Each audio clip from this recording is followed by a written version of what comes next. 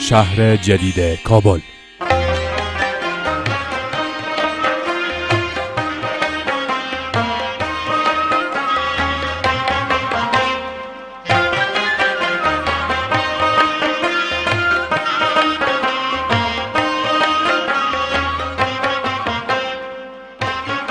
شهر جدید کابل. شهر جدید کابل با مساحت 740 کیلومتر مربع موازی با 370,000 جریب در ساحات بهسبز و باریکا پلان گردیده است. ماسترپلان شهر جدید کابل در دو مرحله انکشافی 15 ساله از سوی شورای محترم وزیران در بهار سال 1388 مورد تایید قرار گرفت.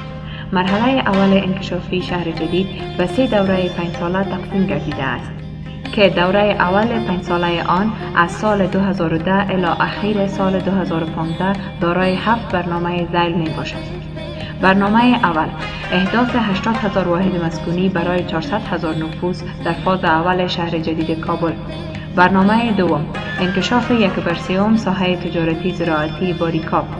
برنامه سوم احداث و انکشاف زیربناها و تسهیلات عامه اساسی. برنامه چهارم حراست و حفظ قرى و قصبات موجوده تحت ماسترپلان شهر جدید کابل، انکشاف کمربند سبز و پارک مرکزی. برنامه پنجم پلانگذاری فازهای دوم و سوم. برنامه ششم انکشاف پارسل ها روی زمین های دولتی. برنامه هفتم انکشاف پارک های صنعتی.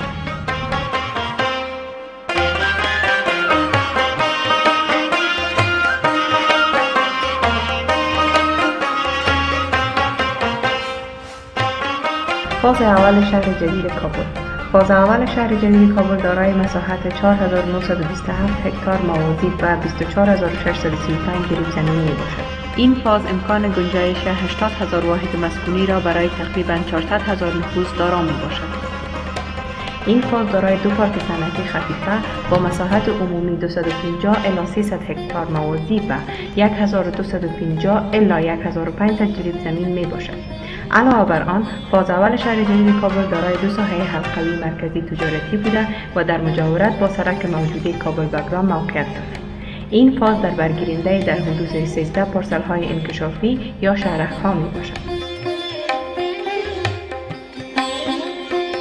پارسل اول 830 هکتار 6400 واحد مسکونی 42,000 نفوس.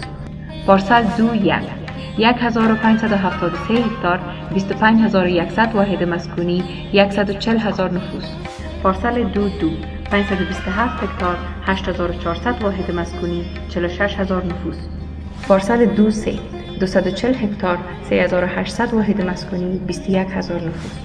پارسل دو 195 هکتار 3100 واحد مسکونی 17,000 نفوس. پارسل دو 148 هکتار 2300 واحد مسکونی 13800 نفوس.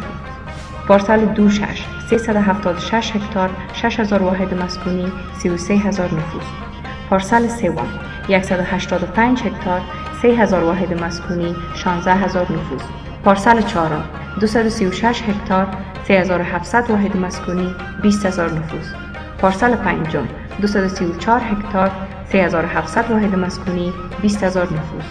پارسل ششم 195 هکتار 3100 واحد مسکونی 17000 نفوس. پارسل هفتم 149 هکتار 2400 واحد مسکونی 13000 نفوس و همچنان زون صنعتی که دارای 138 هکتار زمین می باشد.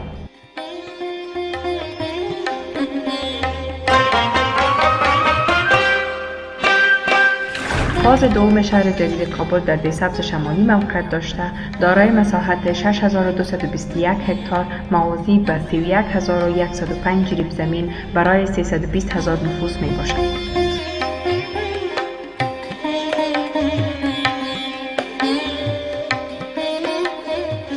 فاز سوم شهر جدید کابل در پایمانار موقعیت داشته دارای مساحت 4800 هکتار موازی به 24000 جریب برای 271,000 نفوس می باشد.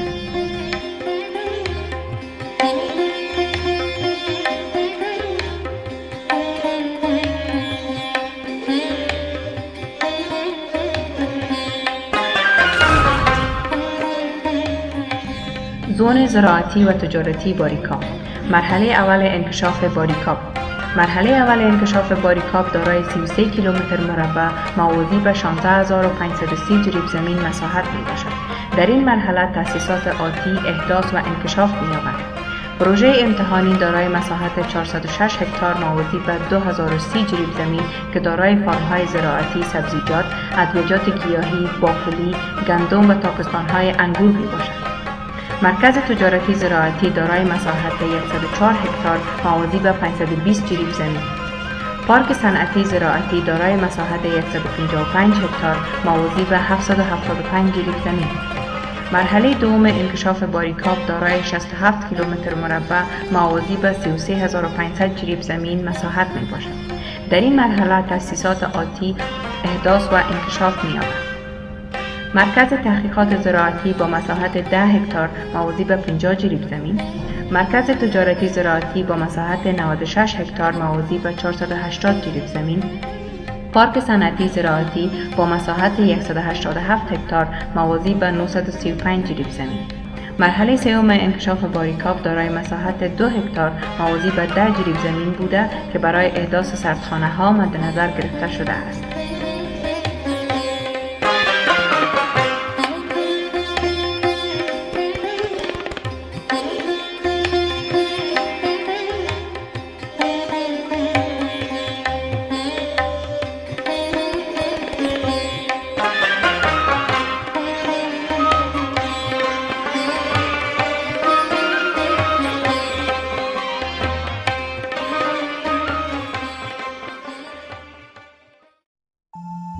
اداره انکشاف شهر جدید کابل، دهسبز و باریکاب